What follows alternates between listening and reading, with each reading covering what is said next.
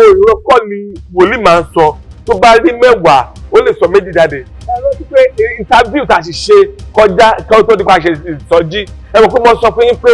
mo rí ìran wípé àwọn wípé àwọn Haúsá ó ń wọlé ó ń mú àwọn èèyàn ó ń wọlé lóru ó ń mú èèyàn jáde.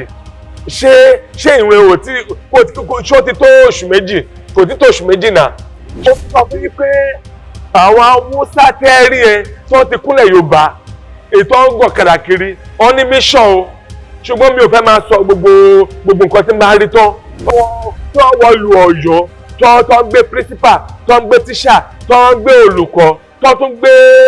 gbé arábìnrin kan lọ́tẹ̀ ṣe láàánú fún náà ní tó tún gbọ́ ọmọ. ẹ máa tún ṣe fídíò ọmọ ṣe ṣẹ̀ṣẹ̀ fídíò ṣebí network a ní àwọn tó máa ń tíráàkì nọ́mbà kí ló dé tẹ́ ẹ̀ tíráàkì wọn lọ síbẹ̀. bàbá késekése lẹ̀ sì rí kàsàkàsà sì ń bọ̀ kàsàkàsà ó sì ń bọ̀ kàsàkàsà ó sì ń bọ̀. bàbá eléyìí tẹ̀ sì rí kékeré ni o tí Tinubu bá sọ pé òun fẹ́ lọ ẹlẹ́kejì tó bá wọlé lẹ́lẹ́kejì dẹ́dẹ́ tó máa ṣẹlẹ̀ nǹkan tí mo rí mo ń gbàdúrà pé kó má wà sí ìmúṣẹ ni. ìgbàdúrà fi wọ̀n mí ni wípé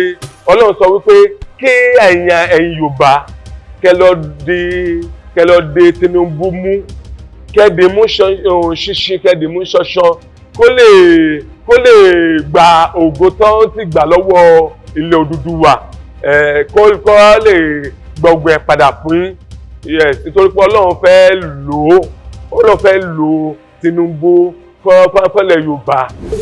Megalena ẹ sọ fún ẹ tó bá ń kàwé àbí tó bá rí ẹni pé kó dé lámùrè o ọ̀rọ̀ àtàkẹ́ o ọ̀rọ̀ fàṣọ mi ò sọ fún àtàkẹ́ pé kó pè mí o ṣùgbọ́n kó nǹkan tẹ̀mí mọ́ fi wọ̀n mí o ni mo ń sọ fún pé kó dé rẹ̀ lámùrè lórúkọ Jésù ọ̀ní ti cascos ọ̀tẹ̀ ní ti dájọ́ ọ̀ní ti kúnlé lórí. mo fẹ́ fún wa ní iṣẹ́ apẹta backsender a lọ wá èkùrọ́ tó wà ní ìkóríta wọ́n máa ń pè ní ẹ̀yìn èkùrọ́ tó wà ní ìkóríta àwa ọyọ̀ kan àwa ike tó ní tọwọ́léwọ̀ à sọ sínú ẹ̀ wípé béèyàn bá ń gbàdúrà tó bá pé ọmọ tó bí kò rí aláàánú kò rí olóore a lè wá candle blue